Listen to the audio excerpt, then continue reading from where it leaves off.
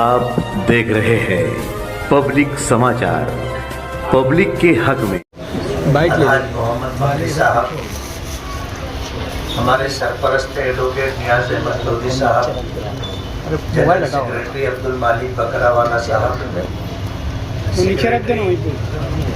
मौलाना मोहम्मद इमरान अजद नदवी साहब, खाजी कारी अली सहमद फहमी साहब और हमारे तमाम 6 हलकों के सुदूर जनरल सेक्रेटरीज, अरकान मजलिस आमिला, अरकान मुंतज़िमा, मैं आप सभी हजरात का बहुत बहुत शुक्रगुजार हूँ कि आप हजरात ने मेरी कामयाबी पर मुझे मुबारकबाद दी और इस कामयाबी को अपनी कामयाबी समझा। जब तक इलेक्शन की सरगर्मियाँ जारी रहती हैं उस वक्त तक बाहमी इख्तिलाफात सियासी तौर पर बाकी रहते हैं और जब फैसला आ जाता है तो फैसला आ जाने के बाद फिर ये सारे इख्तिलाफात बालाए ताक रख दिए जाते हैं और जिस शख्स को नुमाइंदगी मिलती है वो शख्स पूरे शहर का नुमाइंदा होता है। तो मेरी ये कामयाबी सिर्फ मेरी कामयाबी नहीं है, इस पूरे शहर की कामयाबी है, तमाम बिरादरियों की कामयाबी है, तमाम तंजीमों की कामयाबी है, तमाम इदारों की कामयाबी है और इस शहर के हर एक वोटर की कामयाबी है। मैं आप हजरात के सामने इस बात का अहद करता हूँ कि चुनकर आ जाने के बाद माजी में भी मैंने अपने मुखालिफिन कहो, अपने हरीफ कहो, उनको कभी मैंने अपना मुखालिफ नहीं समझा। बाहमी तौर पर जब कभी हम किसी शादी की तकरीब में, किसी प्रोग्राम में मिलते रहे तो मैंने हमेशा पहल की और आगे बढ़ कर के उन्हें सलाम किया, मुसाफा किया, आपस में गुफ्तगू हम करते रहे। ये इख्तिलाफात वक्ती होते हैं और ज़ाती इख्तिलाफात नहीं होते। इलेक्शन आता है, कुछ हालात ऐसे बनते हैं कि आदमी कुछ इख्तिलाफात को लेकर के आगे बढ़ता है। बाद में एहसास होने के बाद हर एक शख्स इस बात का इजहार करता है कि मुझे ये नहीं कहना चाहिए था और मुझे ये नहीं करना चाहिए था। अल्लाह पाक का बहुत बड़ा करम है कि अल्लाह पाक ने मुझे इज्जत दी और मुझे दोबारा पिछले टर्मों के साथ कामयाबी अता की। बहुत सारे मेरे ऐसे काम हैं जो अपने शहर की तामीर और तरक्की के लिए हैं। अब इस शहर ने मुझे दोबारा मौका दिया है और दरमियान में कोई गैप नहीं है, तो वो सारे काम इंशाअल्लाह मैं मुकम्मल करने की पूरी कोशिश करूंगा और इस शहर के लोगों ने मुझसे जो उम्मीदें वाबस्ता की हैं इंशाअल्लाह उनकी उम्मीदों पर पूरा उतरने की कोशिश करूंगा। आने वाले दिनों में शहर के अंदर आज इस वक्त जो हालात हैं उन हालात के सद्देबाब के लिए भी मैं पूरी कोशिश करूंगा कि आइंदा इस तरह की सूरत हाल ना पैदा हो और किसी की इज्जत पर, किसी की जान पर और किसी के माल पर दस्तरदराजी ना हो। मैं इस बात की पूरी कोशिश करूंगा और मुझे अल्लाह की रहीम और करीम ज़ात से उम्मीद है कि इंशाअल्लाह मुझे कामयाबी मिलेगी। जमीयत उलमा के तमाम जिम्मेदारान का मैं बहुत बहुत शुक्रिया अदा करता हूँ कि उन्होंने खुशी के इस मौके पर मेरी इज़्ज़त अफजाई की, इस्तकबाल किया और मुझे फिर से जो है खुशी की हालत में देख करके उन्हें भी खुशी हुई है। माजी में हमने इसी दफ्तर के अंदर जो है कांग्रेस पार्टी की लोकसभा उम्मीदवार डॉक्टर शोभा ताई बच्छाओ का, उनकी कामयाबी पर हमने इस्तकबाल किया था। आज मुल्क के हालात कुछ इस तरह के हैं कि नफरत के इस माहौल में आपस में मोहब्बत करने वालों को एकजुट हो करके अपने मसाइल को हल करने के लिए आगे बढ़ना होगा।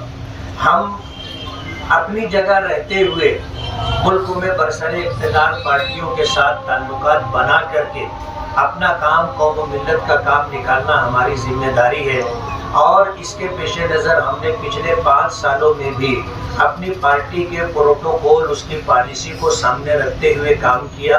आइंदा भी हम इस बात की कोशिश करेंगे कि जो बरसरे इक़्तिदार लोग हैं उन लोगों से अपने शहर की तामीर और तरक्की के लिए किस तरह काम लिया जाए, उस बात के लिए हम लोग कोशिश करते रहेंगे। आज हालात मुल्क के इंतहाई दिगरगू हैं। यूपी के एक शहर संभल में वहाँ की शाही जामे मस्जिद को आज टारगेट किया गया है। और इसी तरह उनका प्रोग्राम ये है कि मुल्क भर में जहाँ कहीं इस तरह की तारीख़ी इमारतें हों, तारीख़ी मस्जिदें हों, तारीख़ी यादगार हो, उनको वो लोग ख़त्म करने के दर पे हैं और उसका वजूद मिटाने के दर पे हैं। ऐसे हालात के अंदर हम लोगों को बड़ी हिकमत और दानाई के साथ और बहुत सब्र और ज़ब्त के साथ आगे बढ़ना होगा और अपनी शनाख्त, अपनी मिली शनाख्त, अपनी मजहबी शनाख्त बाकी रखने के लिए जद्दोजहद करनी होगी। इस मुल्क में ऐसे हज़ारों मकामात हैं जो माजी में वजूद में आए और ये वो अलामात और निशानियाँ हैं जो यहाँ किसी ज़माने में मुसलमानों का इक़्तिदार था और उन्होंने जो है इस मुल्क को वो तारीख़ी निशानियाँ दी हैं। आज नफ़रत के माहौल में जो लोग जी रहे हैं और नफ़रत से मुतासिर हैं, वो उन तमाम मोहब्बत की निशानियों को मिटा देना चाहते हैं। हालात बड़े अजीब व गरीब हैं, काम करना इंतहाई मुश्किल है, लेकिन इंतहाई नामुसाइद हालात में भी इंशाअल्लाह हम काम करने की कोशिश करेंगे। मैं जमीयत उलमा का फिर शुक्रिया अदा करता हूँ कि उन्होंने मुझे इस खुशी के मौके पर बुला करके मुझे इज्जत दी, मेरा इस्तेमाल किया। बहुत बहुत शुक्रिया। ऐसे ही अक्सरियत में फ़िरका परस्त आए, उन्होंने सबसे पहले वक्फ बोर्ड के बारे में कहा। आप अभी असेंबली में जाएंगे तो क्या? वक्फ बोर्ड का मसला सिर्फ़ मालेगांव का मसला नहीं है और सिर्फ़ महाराष्ट्र का मसला नहीं है, ये पूरे मुल्क का मसला है। बात यह है कि 800 साल तक मुसलमानों ने इस मुल्क पर हुकूमत की है और उन्होंने बहुत सारी मोहब्बत की यादगारें छोड़ी हैं। एकता भाईचारगी के लिए ऐसी ऐसी इमारतें बनाई गई हैं जिससे लोगों में इत्तेहाद और इत्तेफाक और यगानगत बाकी रहे। इस मुल्क में फ़िरका परस्तों की कोशिश यही रही है कि माजी में हमारे अकाबिरीन ने और बुज़ुर्गों ने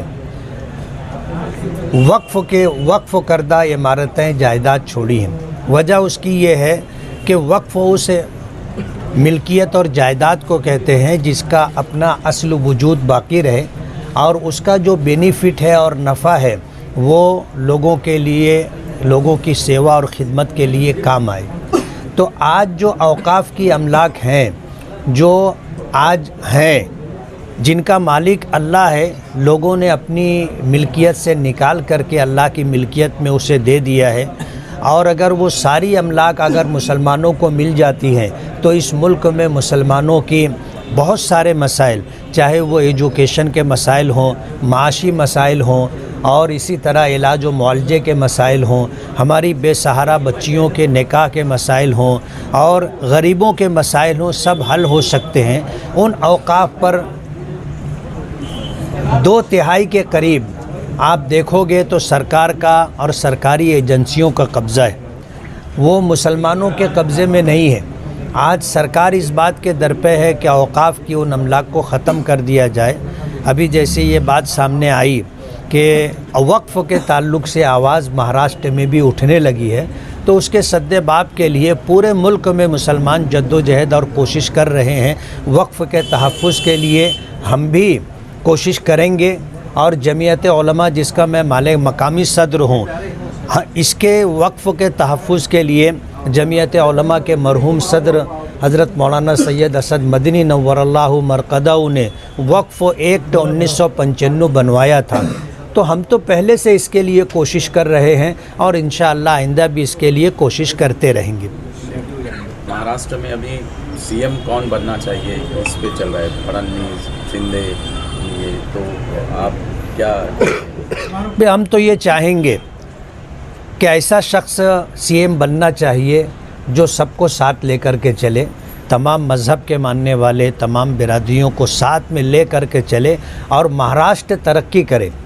हम ये चाहेंगे और इस मुल्क में ये जो सियासी तौर पर इक़्तिदार मिलता है ये वक्ती इक़्तिदार होता है और आज इस वक्त गठजोड़ की सरकार है, गठबंधन की सरकार है, इसलिए ये उनके अपने दाखिली मसाइल हैं कि वो किसको सीएम बनाते हैं और किस तरह जो है हुकूमत बनती है اور منسٹریوں کی تقسیم کس طرح ہوتی ہے وہ ان کا اپنا داخلی مسئلہ ہے.